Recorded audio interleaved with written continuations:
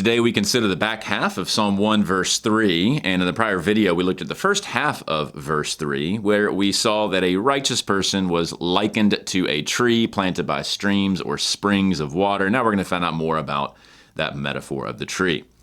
Hatan karpan autu, dose in Cairo autu, kaita fulan autu uk apuruesetai, kaipanta hasa an poye katudo thesetai.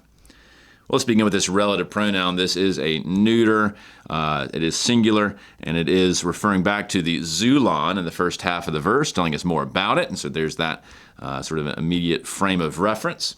And it's nominative, so what's its verb? We got to skip over to dose here. This is a third singular future active indicative from didomi. And so this tree will give or yield, something like that, as a general pattern. And what will he yield? Ton karpan autu.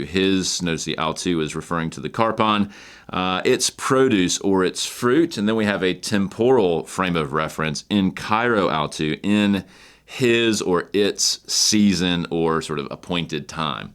And so, year in and year out, the righteous person is going to consistently bear fruits.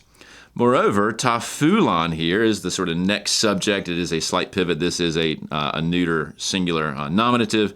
And fulan is leaf or foliage. Once again, it's his fulan. So its or his leaf or foliage. You have a negation there with the uk aperuesetai. And this is from the verb apereo, which means to fall down or something like that. You'll see it's an epsilon contract. The ending, though, is asetai.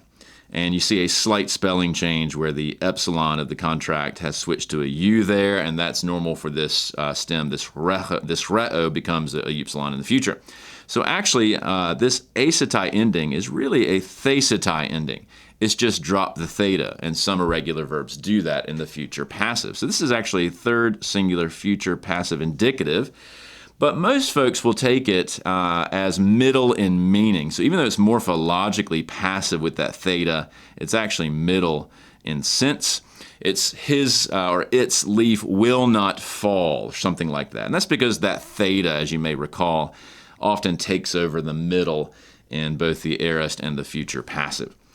Moving on then, kai panta, hasa an poye, so everything. And then we have hasa an, as much as, or anything. Notice this particle here makes it, in some sense, indefinite. As much as poye, that's a third singular present active subjunctive. It's subjunctive because of the hasa an.